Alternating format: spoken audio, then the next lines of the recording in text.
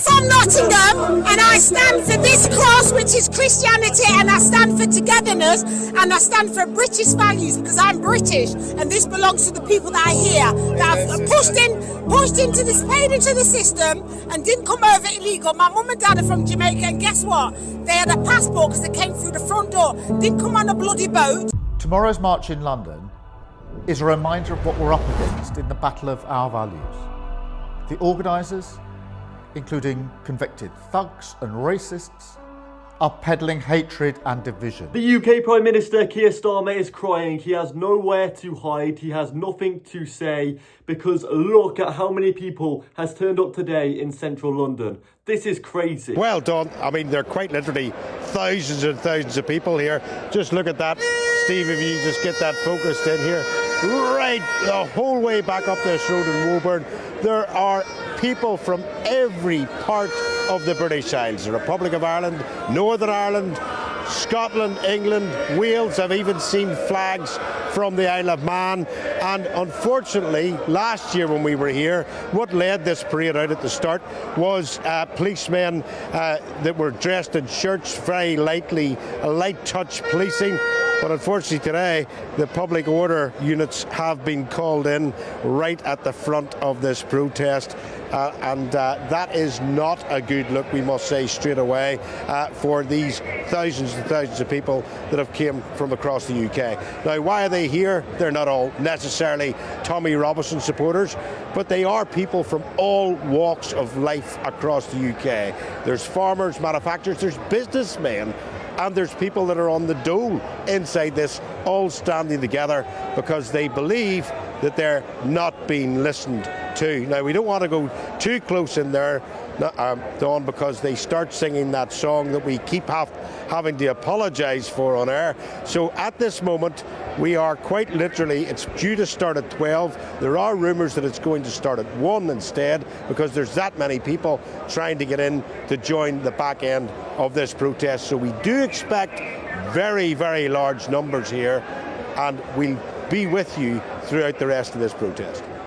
Doogie, looking forward to it, and please try and talk to as many people as possible too. Mountain said he will not tolerate these protests. He's all for protests, but apparently Unite the Kingdom is actually spreading hate, and it's actually dividing the United Kingdom. Plain and simple.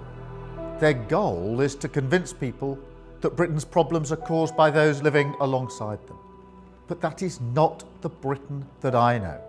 This is a country built on decency, fairness and respect. A country that is at its best when people from different backgrounds come together in common purpose. This is our country, with a majority who share those values, a majority who may not always be as loud, but must always define who we are. So, my government will not stand in the way of peaceful protest, but we will act decisively against hatred. Now, this is absolutely crazy, because as you see here, there is a black British citizen who is coming together, who Kier Starmer would usually say, look, they're targeting her, they're speaking about... No, they're not. No, they're not. Look, she is one of the people that has provided for our country for years. They came in the front door, filled in the application form the right way, and worked since 1959. My mum and dad speak English and they integrate. British forever, United Kingdom. Yes, it is. British and proud. Black and proud. And black, British and proud. Amen, sister. And even she wants to take her country back, which she has lived in for years and years. Yet Kier Starmer is still saying that this Unite the Kingdom is propaganda, it is hate, and it is dividing the country. We're on the march. We're walking up towards Trafalgar Square. The crowd's gone. Parliament Square is already full. The crowd stretched from here to Euston Station, apparently, which is miles. Okay? And miles. This is the biggest event in British history. This is the moment, a turning point for Britain, a message to the leaders. Britain's ready for the fight. All right? People are up. We're awake. And we're not going to back down. We want our country back. There's been more people that have been taking interviews, that have been speaking about their country, the United Kingdom, and how they've had enough We've had enough. I think this is historic. We're at a pivot point in the world. People are beginning to stand up, and when we all, in all of our different countries, realize, wait a minute, it's not our prime minister or our president that is the problem. We got to get them out of the way. It's the elites versus the people. And once people see they're doing this to all of us all over the world, they're collapsing the Western civilization. When we start supporting each other in a freedom movement, that's when the world changes. So it was important for me to be here just as a witness to history. And then I was asked to speak. And now I've been told that I may not come back. I may not be allowed back if I speak, which, fine with me. I mean, I love Great Britain. I love Great Britain. The history here, we are one, as you know, we're from the same parentage. But if I'm banned for the things that I'm going to say today,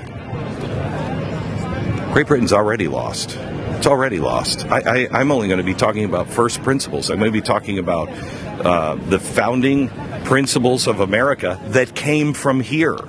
And if you're going to call me a hater for those, then I'm sorry, Great Britain. I don't want to come and visit you. There is nothing here. People need to wake up. If that's what they're banning, the British people need to wake up. We want our country back, and that is why this protest is going ahead. And Kier Starmer is not going to do anything about it. He's going to sit there and watch from Downing Street as his country is getting ripped away from him, because people have had enough of his lies. People have had enough of what he has to say, because all he does is lie. This is only the start, and the UK is finally being put back on the map and back together. If you guys enjoyed, please leave a like and subscribe. You'll find the latest news from this channel about what is going on in the UK right now.